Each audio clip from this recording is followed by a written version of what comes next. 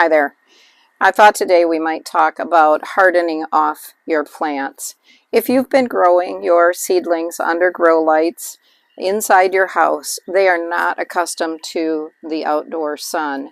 And if you were to just plant these directly into the soil on the date that you think is a good day to plant them, they could get sunburned, they could just die because they're just not accustomed to the natural light. And so what you want to do is you want to bring them outside. I call it taking my plants for a walk. And many of these have been out quite a few days, and I started with maybe 2 hours, and they get a little wilty. Have to make sure that you give them plenty of water if it's full sun. Today's a perfect day. It's been cloudy and overcast all day long with a gentle wind.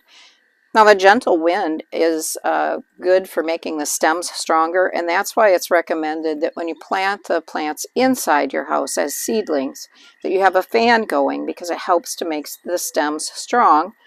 So when you're growing outside, they're already strengthened. But this process of hardening off is also helpful. Now, as I said, I start with 2 hours, then 4 hours, then 6 hours. And then I will go ahead and let them go overnight. My kale and collard plants, those are all going to stay outside tonight.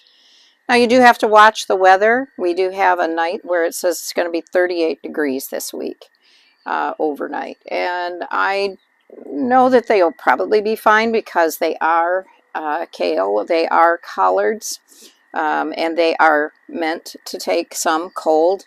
But being that they're seedlings, I'm going to go ahead and take them in the house. Now, I do have kale of many assortments already planted in my containers, and some broccoli. Not worried about those. But I am going to go ahead and take these in. Then I wanted to show you my marigolds. Now, why on earth would I grow this many marigolds? These marigolds are actually separated into a 6-cell tray, but this one, I just have a bunch of seeds in a 10 by 10 tray, and I just plan on planting these directly. Marigolds are one of the easiest things to grow, and pests hate them. My mother used to grow marigolds, a few marigolds in between her beans, so she'd plant 6 beans and a marigold, 6 beans and a marigold. And it kept the bean beetles away. And so I do the same thing here. And so I just planted quite a few of those. Now, I never ever buy marigold seeds because I just picked the heads off of the flowers from last year.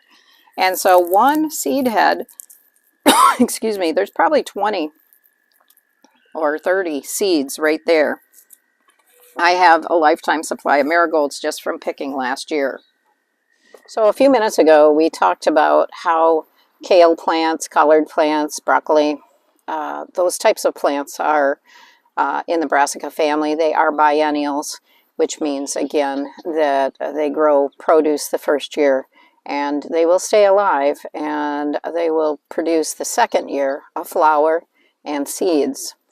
Now, what you see on the left-hand side, or my left-hand side of the screen, is a collard plant from last year.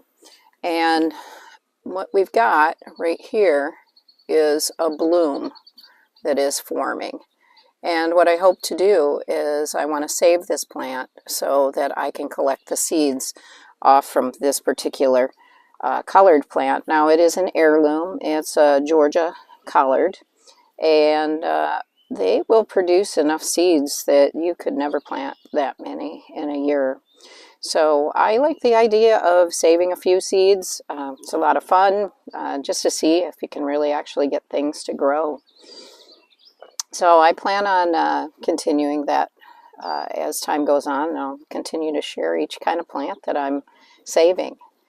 Now, a few things could go wrong with this plant. One, it is in my garden where I want to plant for this upcoming season.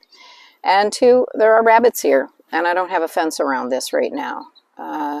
It is up on a ledge, about 3 feet off the ground, but rabbits can jump that high if they're hungry. I'm hoping that the grass on the ground is appealing enough right now. And so until next time, that's what we've got. Have a great day.